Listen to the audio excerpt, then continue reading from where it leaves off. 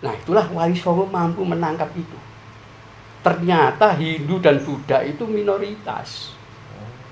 Dianut hanya orang di keraton.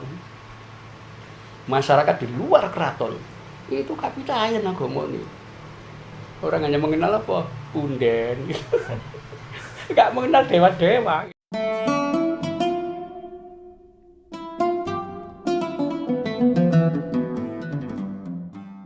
Apalagi Islam itu agak mirip dengan agama kapitayan. Dasar-dasarnya agak mirip. Contohnya, Ya. Contoh kemiripannya. Jadi gini, selama ratusan tahun nggak bisa masuk di sini karena di sini ada agama kapitayan, itu yang sangat berpengaruh. Pemujaan terhadap unsur tertinggi yang disebut taya. Taya itu kosong, suwung, awang ungu. Ya. Didefinisikan tan keno kinoyo ngopo. Yang namanya sesembahan itu tidak bisa misalkan atau dibandingkan dengan sesuatu itu nggak bisa. Kosong, suwung. Nah itulah kemudian apa? Mereka menolak pemujaan terhadap unsur-unsur benda. Selama ratusan tahun Islam itu dianggap oleh orang sini pemuja berhala. Jadi ini golongan pemuja berhala ini Islam. Kenapa? Loh kalau mereka sembahyang itu sujud pada batu itu dianggap pemujaan berhala gitu. Orang dulu. Nanti baru zaman Wali Songo yang bisa menjelaskan. Itu yang dinamakan kiblat papat limo pancer gitu. Penjelasan tentang Ka'bah itu. Jadi orang tidak nyembah batunya itu. Tapi limo pancer menyembah pancernya itu. Apa? Tengah-tengah Ka'bah. Apa? Ruang kosong. Suwung. Itu baru orang bisa paham itu. Itu hal-hal yang memudahkan Islam bisa diterima bahwa oh iya sama tan kena kinoyo ngopo Islam juga laisa kami selihi saya pun itu oh iya gini. Nah kebetulan juga orang-orang kapitayan itu mengenal apa yang namanya sembahyang, menyembah yang. Nah itu kok kebetulan gerakannya mirip sholat gitu. Jadi ada 4 gerakan. Pertama tulajek, kedua tungkul, ketiga tondem, keempat tulumpu. Itu 4 gerakan orang sembahyang. Yang pertama tulajek, ya, itu basa Kawi artinya berdiri tegak, ya, dengan sikap swadikep. Swa itu aku, keakuan, dikep itu mendekat. Nah di situ. Jadi dia berdiri kemudian memegang keakuan. Keakuan itu ada di dalam manah, di dalam hati. Karena itu agak miring ke kiri. Kenapa? Karena mereka meyakini manah itu ada di kiri. Jadi berdiri begini, menghadap ke suwung. Kalau tidak di depan gua, kalau tempat ibadahnya itu disebut sanggar. Sanggar itu bangunan segi 4, atapnya tumpang 3, bagian tengah itu lubang kosong. Ya. Yang sanggar itu oleh Wali Songo diambil alih jadi langgar gitu. Ada ruang kosongnya di situ. Ini dari mana? Nyontoh Masjidil Haram. Enggak ada itu. Enggak ada. Benar. Kosong. Gitu. Nah, dia menghadap ke arah ruang kosong itu. Swadikep. Itu yang kedua ya.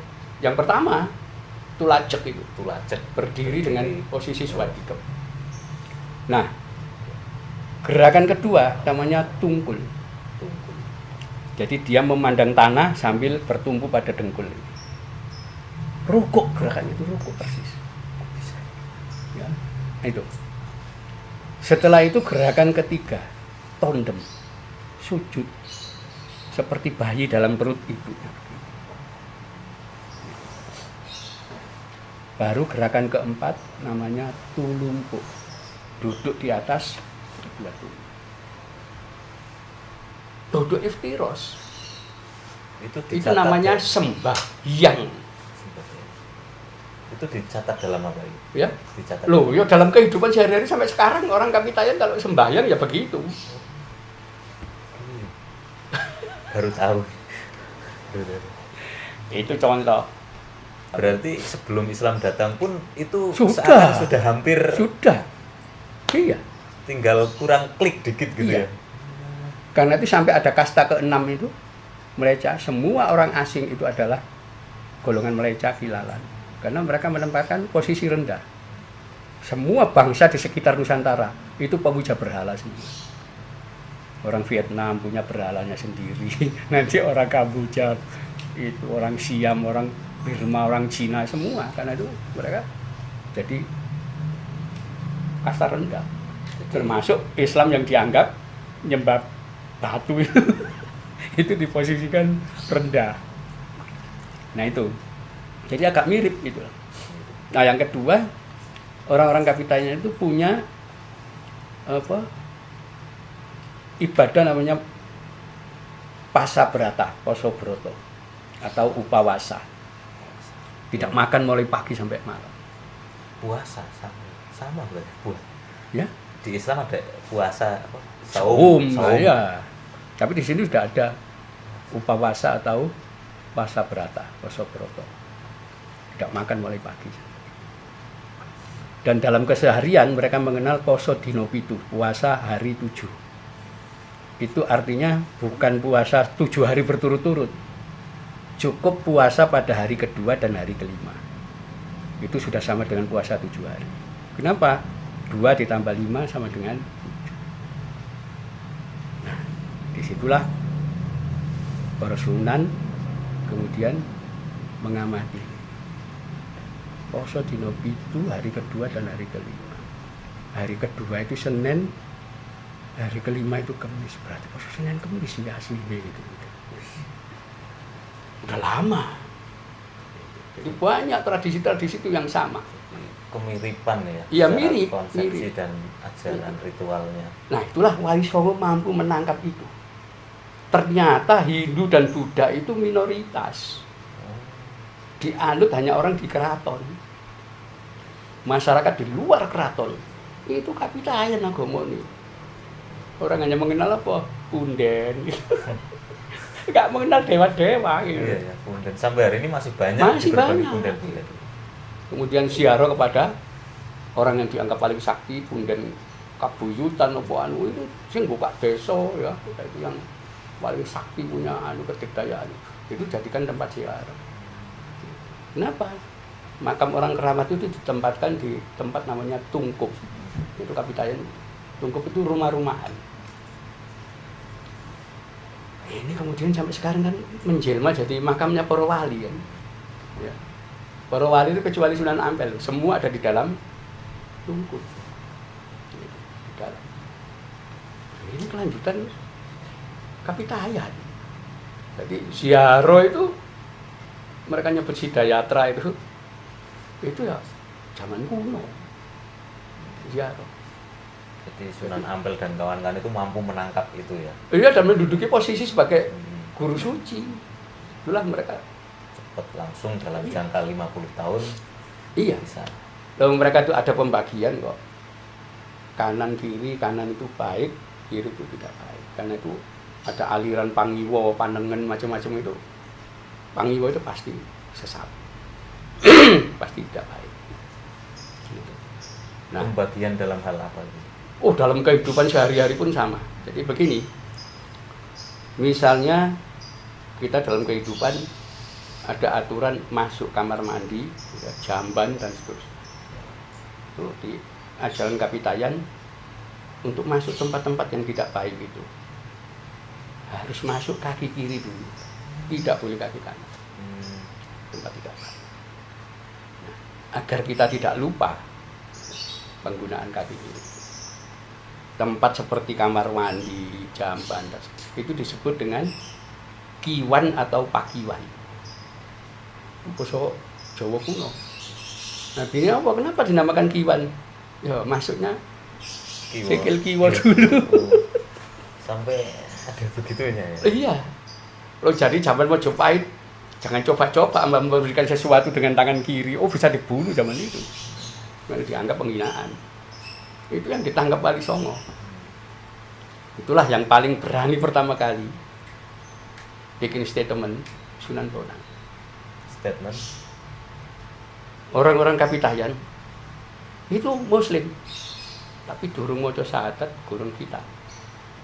Gitu aja. Dan itu tugas, ya. Kurangnya itu cuma 2 itu Iya, ya. Berarti cuma pilihannya sudah mirip. Gitu. Mirip sudah sama. Itu Sunan Bonang pertama kali. Nah, itulah tugas para wali adalah mensyahadatkan dan mengajak mereka untuk khitan. Nah, sudah. Dan kemudian mengenal Al-Quran, mengenal. Yang lain-lain itu gampang. Jadi 3 aja tugas wali itu. Apa satu? Nah, mensyahadatkan, khitan, dan mengenalkan Al-Quran. Nah, itulah ketika Sunan Bonang diangkat menjadi imam Masjid Demak yang kedua. Karena kakak iparnya Pangeran Karangkemuning yang menjadi imam Masjid Demak pertama itu wafat. Sunan Bonang diminta untuk ganti. Itulah pertama kali Sunan Bonang bikin acara pensyahadatan massal. Pembacaan 2 kalimat syahadat. Upacara. Ketika bulan Maulid udah dilakukan upacara grebek Maulid. Dia bikin tumpeng. Tumpeng itu simbol Kapitayan.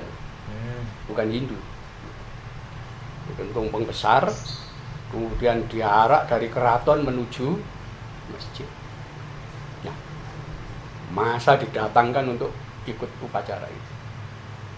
Setelah itu Sunan Bonang naik di seperti panggung begitu. Monggo sedulur-sedulur kabeh maca kalimat syahadat. Syahadatain. 2 kalimat syahadat. Itulah upacara pensyahadatan massal. Yang sampai sekarang dikenal sekaten. Iya, karena tidak bisa mengucapkan syahadatain jadi sekaten. Itu Demak itu pertama kali. Itulah pensyahadatan massal itu di situ awalnya. Yang dilakukan pada bulan Maulid dan bulan Muharram. Grebek Maulid dan grebek Syuro. Nah, kemudian di antara para wali itu ada yang berpikiran bahwa kalau menunggu Muharram dan Maulid lama sekali. Akhirnya ada yang ngambil inisiatif. Ini harus dilakukan pensyahadatan ini massal. Itulah Sunan Mudung itu ayahnya Sunan Kudus itu. Itu pertama kali membentuk Jatilan, Jaran Kepang. Justru Sunan Mudung. Sunan Mudung. Gitu. Kalau aja itu zaman Mojopahit nggak ada kok itu jaranan itu nggak ada. Disitulah jaranan digunakan dengan tetabuhan, masyarakat ngumpul di lapangan desa. Setelah nonton rame-rame, ayo diajak membaca 2 kalimat syahadat. Itu yang jalan itu, itulah kenapa begitu cepat perkembangan Islam itu. Jadi mensyahadatkan, mengkhitankan, terus mengenalkan Al-Quran. Itu Wali Songo. Ya. Nah, terus tentang itu sebabnya salah satu yang ditinggalkan Sunan Bonang yang awal-awal digunakan itu adalah tradisi selamatan. Karena Sunan Bonang pertama kali dakwah di daerah Kediri. Dan beliau sempat berbenturan dengan kelompok-kelompok Tantrayana, Bhairawa Tantra. Aliran itu. Ya, karena Kediri kan masih banyak pengikutnya tokoh Sri Mahadewi atau Calon Arang. Itu kan zaman kuno orang yang dianggap ilmu Tantrayana paling tinggi, Calon Arang. Nah, Sunan Bonang kemudian membuat acara yang sama dengan upacara Molimo Pancamakara untuk mengcounter. Bikin lingkaran, ya. Tetapi tengah-tengahnya makanan, minuman, tidak ada miras, tidak ada apa-apa. Dan semua orang berdoa menggunakan doa-doa Islam, mengenalkan itu. Nah itulah pelan-pelan orang sudah mulai mengenal. Minimal selamatan. Kenapa disebut selamatan? Loh ya, ndongone kan Allahumma inna nas'aluka salamatan fidin. Selamatan. Wong Jawa nek kepengin selamat ya kudu selamatan. Itu melekat itu sampai sekarang. Identitas itu Jawa pasti selamatan. Jadi ada melekat itu, sulit untuk dihilangkan itu. Sampai Jawa yang di luar, di daerah Bangkok, yang di daerah Suriname, selamatan masih. Padahal zaman Mojopahit tidak ada itu, selamatan itu. Nah itu baru. Nah itulah, nanti ada selamatan. Kemudian kenduri, itu kalau bukan doa untuk keselamatan, tapi kenduri itu khusus untuk mengirim arwah leluhur. Itu namanya kenduri. Nah, kenapa dinamakan kenduri? Itu dari bahasa Persia. Ternyata apa? Upacara mengirim doa kepada leluhurnya imam-imam, yaitu kepada Fatimah Az-Zahra. Itu namanya upacara kenduri. Upacara berdoa yang kemudian diakhiri dengan makan-makan. Itu dipraktekkan itu dalam dakwah itu. Tradisi dalam. Nah, itulah kemudian kita bisa mengenal Islam zaman itu mayoritas orang hanya membaca syahadat, khitan, selamatan. Itu sudah pas itu. Kenapa? Ajarannya wali kok. Itu sampai sekarang di desa-desa itu masih banyak orang itu sholatnya cuma 2 kali. Idul Adha, Idul Fitri. Sehari-hari yo gak sholat, tapi tetap aja selamatan tahlilan. Kenapa? Itu ajarannya wali. Gitu.